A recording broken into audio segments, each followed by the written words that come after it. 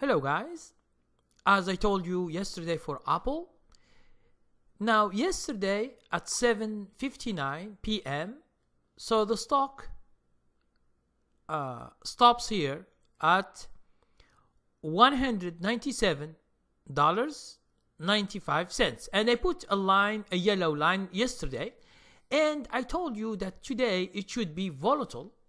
Now the stock has opened at 199.02, and then it goes down 2 points to $197.31, and then it goes up, and it ends with $201.50, which is very good for Apple, and it is a new high for Apple, and hope that things continues.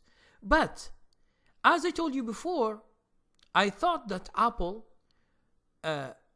will make a big change, but with this from here, with this $11.21, it's not a big deal. Okay, it's not a big deal for Apple, although it is a gap up, but it is not a very big deal. Now, if you go to the Dow Jones, we see that that the gap up of Apple does do nothing, because the whole Dow Jones were down.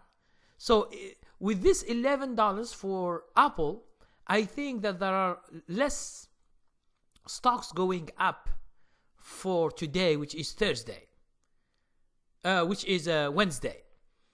Okay, and we will be waiting for the coming days, as I told you before, that the Dow Jones is still trading into a range.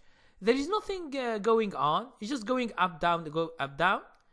Maybe in the future, if some stocks follow Apple in the Dow Jones, it might be going up again. Okay, and as I told you, always try to think about this, that always there is what we call that each day the stock can go up or down. So here there is a small trend, but we don't know if this trend continues or it stops and go down like the other ones. Okay, so the only thing we should do is just wait and see where the stocks are going up, are going there. So the market is red today for the Dow Jones. It means that a lot of stocks are down, at the exception of Apple. Okay, so with this, the story of Apple stops here. So we will see in the few coming weeks. I will make more videos explaining what's going on. But whenever we reach the resistance line and we go above it, or we reach what we call the support line here for a long time ago, and it crosses, at that time we can speak about a new era or a new state for the Dow Jones. But right now the market, from the end of January, which is the 29th January, the beginning of the crash or the correction, 29 January 2018 until now, okay, it means we are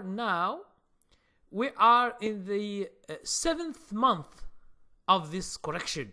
There is nothing that shows anything, nothing that shows good or bad, but it's still going and trading up and down.